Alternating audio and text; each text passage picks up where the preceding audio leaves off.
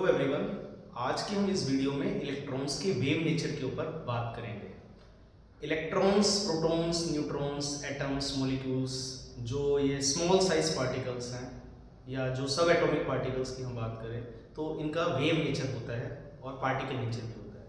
Electrons की अगर specifically हम बात करें तो इलेक्ट्रॉन्स की जब डिस्कवरी हुई तो सबको ये लगता था कि इलेक्ट्रॉन्स जो है वो एक पार्टिकल है और वो पार्टिकल की तरह बिहेव करता है। जैसे पार्टिकल में मोमेंटम होता है ऐसे इलेक्ट्रॉन्स में भी मोमेंटम होता है और काइनेटिक एनर्जी भी होती है। लेकिन जैसे जैसे रिसर्च आगे बढ़ी तो एक टाइम के बाद पता लगने लगा कि इलेक्ट्रॉन्स जिसको हम पार्टिकल मान के चल रहे थे उन इलेक्ट्रॉन्स का वेव नेचर भी होता है। अब जब हम ये बात करते हैं या क्लासरूम में कई बार इलेक्ट्रॉन्स के वेव नेचर की चर्चा होती है तो मोस्टली जो बच्चे हैं उनको ऐसा लगता है कि इलेक्ट्रॉन जो है वो एक स्फीयर या बॉल की तरह है और वो एक वेव पाथ में या किसी साइन कर्व जैसे पाथ में चल रहा है। इलेक्ट्रॉन्स क्योंकि बचपन से ही जब भी हमारे मन में वेव शब्द आता है तो वेव शब्द सुनने के बाद यही पिक्चर बनती है कि ऐसा कुछ है। तो जब इलेक्ट्रॉन्स के वेव नेचर या प्रोटॉन्स या न्यूट्रॉन्स सब एटॉमिक पार्टिकल्स के वेव नेचर की बात होती है तो हमें ऐसा ही लगता है कि ये जो पार्टिकल्स है ये किसी वेव की तरह चल रहे हैं, किसी साइन कॉस कर्व में चल रहे हैं। बट ये बात जो है ये बात ठीक नहीं है। क्यों?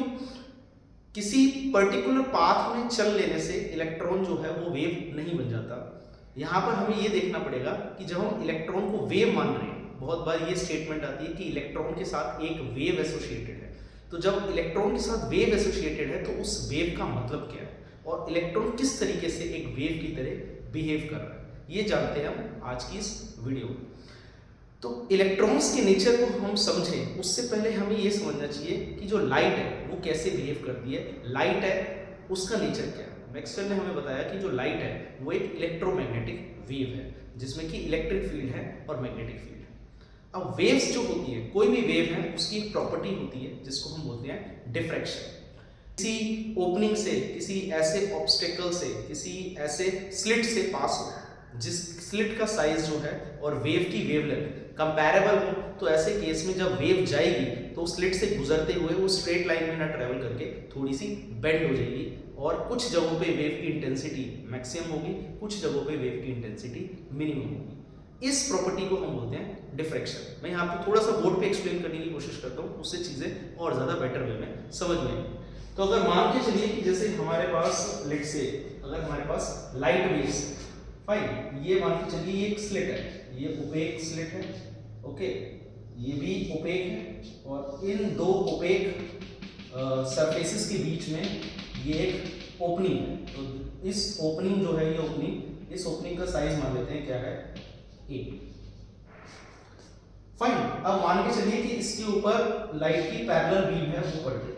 इस तरीके से लाइट की पैरेलल बीम है वो इस स्लिट के ऊपर पड़ रही है और जो लाइट है उसकी वेवलेंथ है लैम्डा।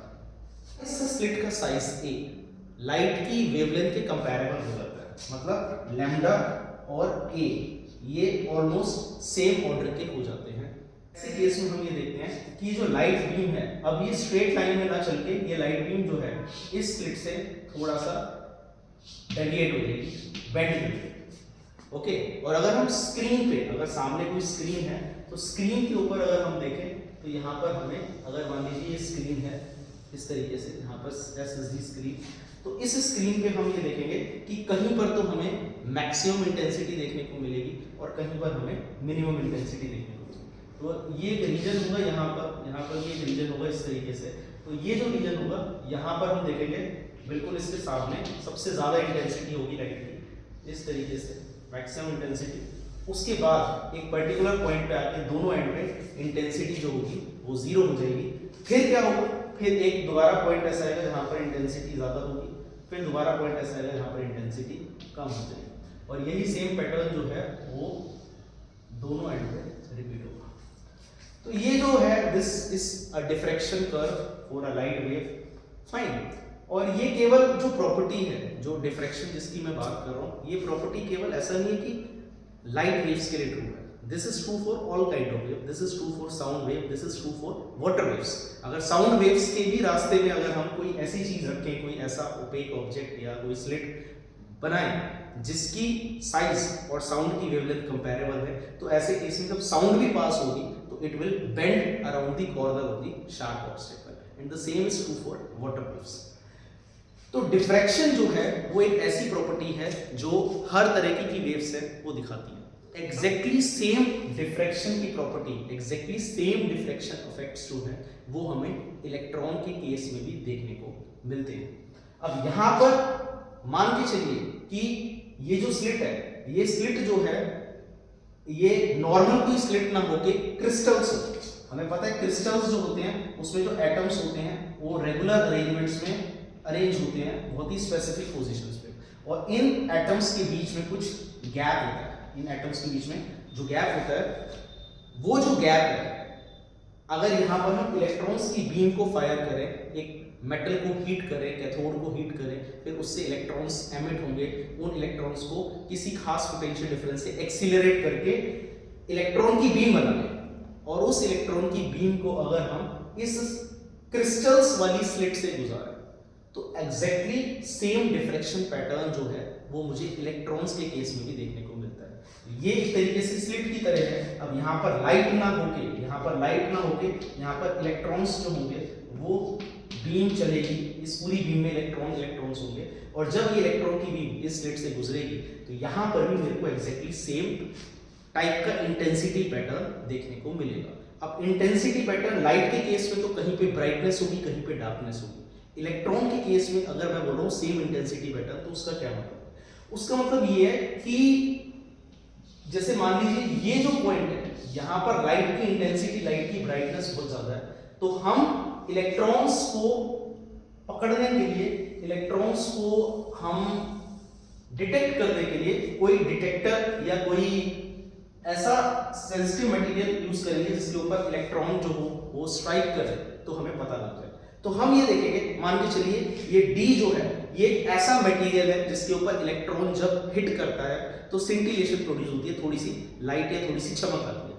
तो हम ये देखेंगे कि इस हिस्से में जो यहाँ से इलेक्ट्रॉन बीम आ रही है, तो इस हिस्से में बहुत सारे इलेक्ट्रॉन्स हैं वो हिट कर रहे हैं। ओके, यहाँ पर बहुत सारे इलेक्ट्रॉन्स होंगे वो हिट कर रहे होंगे, यहाँ पर बहुत सारे इलेक्ट्रॉन्स होंगे हिट कर रहे होंगे, और जैसे जैसे हम दूर जाएंगे तो इलेक्ट्रॉन्स जो हिट कर रहे होंगे इस स्क्रीन पे वो कम हो जाएंगे।